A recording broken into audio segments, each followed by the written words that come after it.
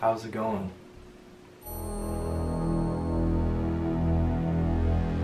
Did you practice this week? I didn't have time. Didn't have any time, eh? Let's see your phone.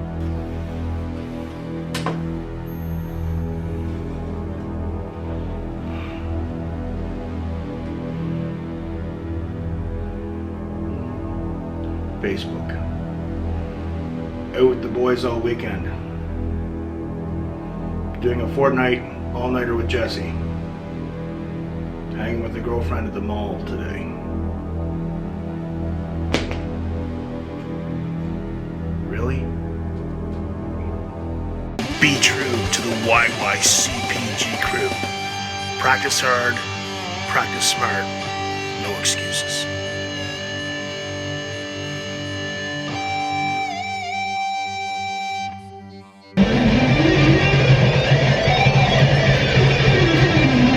Friends, Brian here for Yes You Can Play Guitar, and this is part 2 of our new series in 2023, Guitar, Why Few Succeed and So Many Fail. It's always going to come back to this question, folks. I will always present this question, in fact, empower you with this one question. No BS, pure honesty. Did you improve on the guitar the past year?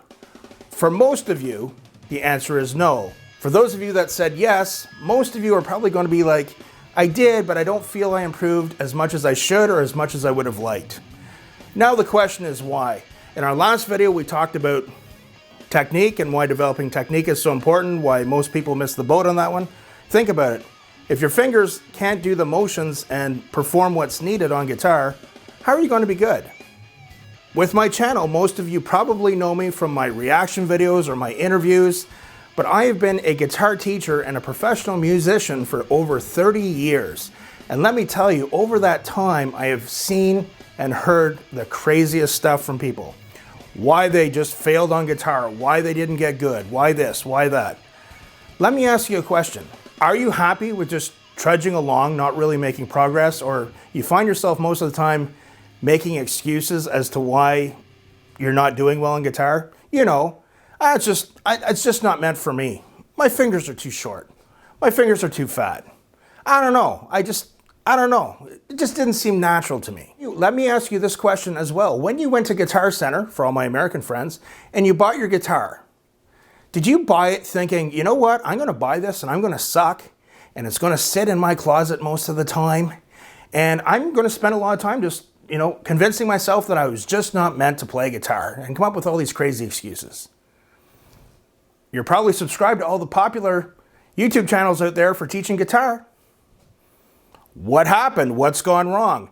And please don't use a general term like, well, I don't practice. That drives me crazy, because when people say that, they don't even know what practicing is. What does practice mean? Guys, when I started this channel, I started it because of all the craziness and confusion out there with learning guitar. I've mentioned I feel bad for beginners. It's a jungle out there. And it amazes me when I see people year after year just kind of trudging along, doing things that clearly are not working for them instead of trying to find solutions. I did all the right things. I was nice, polite, soft-spoken. Hi guys, my name's Brian. I posted a whole bunch of, actually, in my opinion, pretty good beginner lesson videos, but my channel was new. Nobody knew who I was. But now we're kind of revisiting that because I really want to help you and I want to help people out there with the confusion. It's just something that doesn't need to be. You all have a right to be good on the guitar and be happy playing the instrument. So with my channel, I've decided there's not going to be any fluff, no false promises like a lot of channels will give you, to an absolute beginner. At the end of this video, you too will be playing guitar. Okay, subscribe. Okay, subscribe. So, you guys have to know that when I post my lessons, my lessons are going to be good. They're going to be about the actual truths. They're going to be about giving you skills, strategies, and solutions. So you might want to subscribe. I know, I hate asking people that. Every YouTube channel does it. It drives me nuts. Hit the notification bell so you get notified when I post a lesson video. I do other videos too, reaction videos, a lot of interviews, a lot of stuff going on here at Yes You Can Play Guitar. We like to celebrate everything musical because, the world's kind of crazy now. So part 2, guys. So as I've said, it's three things. In all my years of teaching, I've learned it comes down to three things. Technique, meaning having the physical ability for your fingers to play what you want to play. We talked about that in the previous video. The second is theoretical knowledge. Well, what that means is, it's a dirty word to a lot of people, theory. Like people are like, oh my God, and they make it out to be this complicated thing that they can't approach. They're like, oh my God, these are from these ancient scrolls from like the Sumerian desert from 2,000 years ago. So the augmented sweep, once again,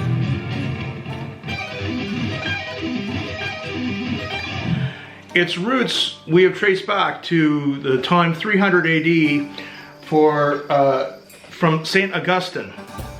Now St. Augustine, we know that the movement of the sweep and the arrangement of the notes come from Berber origins. Now the Berber origins. Really, theory is just, or theoretical knowledge is having an understanding, even a basic one, of what you're doing and how music works. Believe me, it makes a massive difference in someone's playing.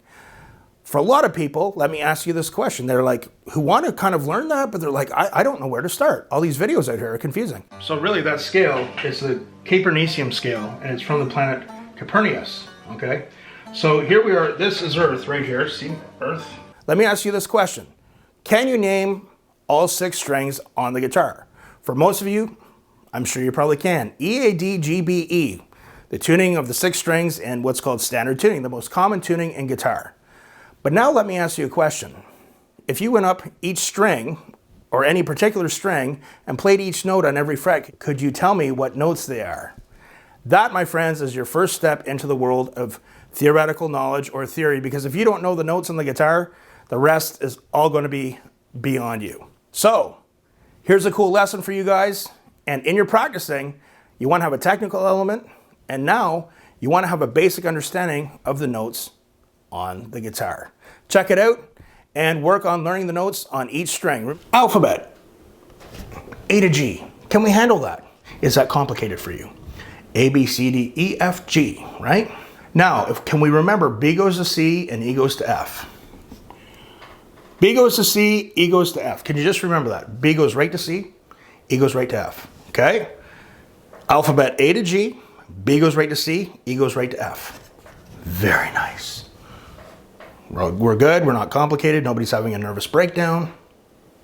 Okay, so, right, the number sign, hashtag sign. Music, we call that a sharp sign. So we think of that as a sharp. You almost think of that fancy little small b. We can think of that as a flat. Okay? Alphabet A to G. B goes right to C. E goes right to F. Hashtag symbol is a sharp symbol in music. Fancy little small b means flat. Between A and B, we have a new note, but we're going to give it 2 names for now, okay? We're going to give it 2 names. Now, what happens a lot, guys, especially when I teach intellectuals, we take simple concepts and they make things out to be a lot more complicated than what they are. I did that too when I was learning this. For just worry about the what it is for today, okay? So let me write this out for you here. Because this really isn't that hard, okay? So in between A and B, we're going to have the note A sharp and B flat, okay? We're going to give it 2 names. We're going to remember it as 2 names for now. So reason for that, I'll explain that one down the road, okay? Can you see that? Look at that. Just look at it, would you? A, then we have A sharp, B flat, then we have B, B goes right to C.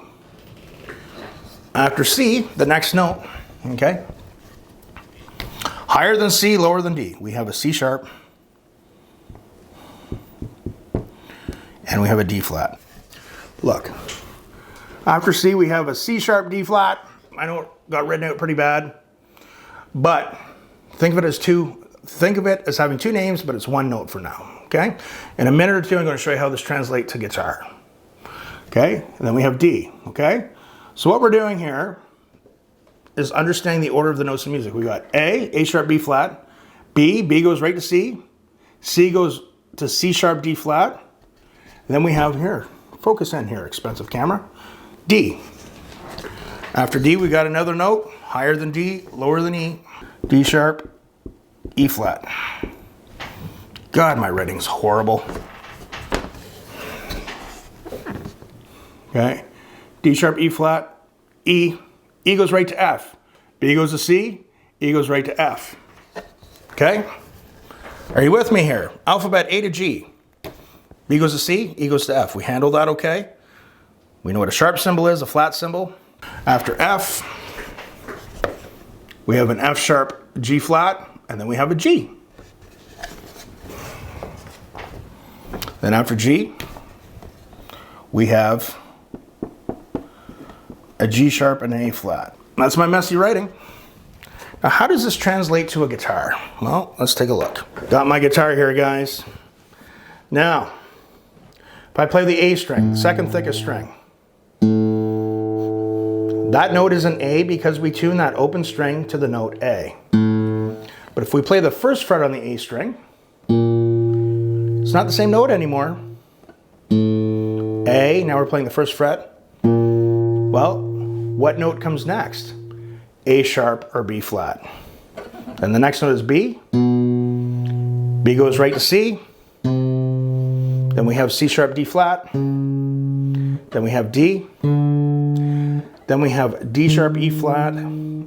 E. E goes right to F. Then we have F sharp G flat. Then we have G. Then we have G sharp A flat. Now we're coming up to the 12th fret, the 2 dots. All the open strings repeat again. We're back to A. And there you have it. Okay?